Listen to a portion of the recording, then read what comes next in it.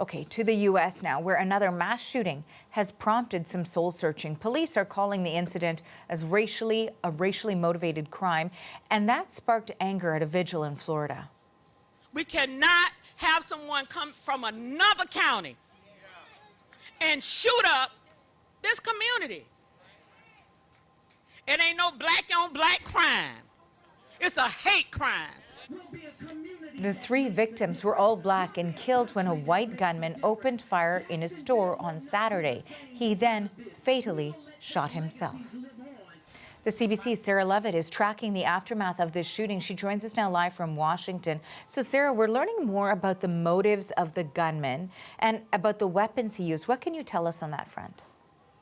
Yeah, well, Arti, first of all, I'll just say that there is a test of the fire alarm going on in the building right now. So if you hear that, that's what it is. But investigators in this case say they discovered writings by the 21-year-old shooter where he explicitly described his hatred of black people. One of the guns he was carrying, a rifle, had swastikas on it. The 3 victims were killed near Edward Waters University. It's a small, historically black university. In fact, we're finding out the shooter tried to go there first, but left after being confronted by a security agent. And the guns he used, well, he bought them legally. We do know he was taken in for an involuntary exam due to a mental health crisis in 2017, but that didn't disqualify him from buying the guns. Here's the sheriff. This is not who Jacksonville, Florida is. Jacksonville, Florida is a wonderful place full of wonderful people. And one evil man who decided to take his hateful rhetoric and his hateful thoughts and put those into action, they cannot shake our resolve. And we will not allow it to do so. Now, the timing of the shooting, Sarah, may or may not be coincidental, happening on the same day as a key anniversary of a major milestone event for the U.S. civil rights movement. So tell us about that. 60 years ago, it was considered a pivotal moment for racial equality in the United States. Martin Luther King Jr.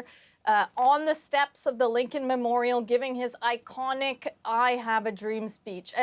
This is one line that he said: "Now is the time to rise from the dark and desolate valley of segregation to the sunlit path of racial justice."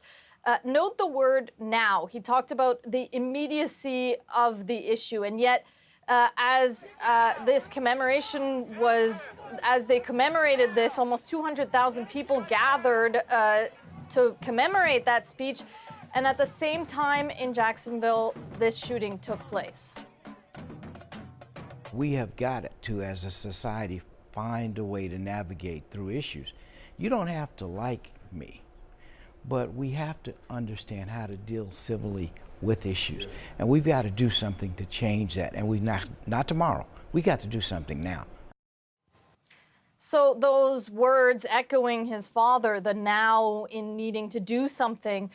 As for the shooting in Jacksonville, the Justice Department has announced it is investigating to see if a hate crime was committed. Arthi?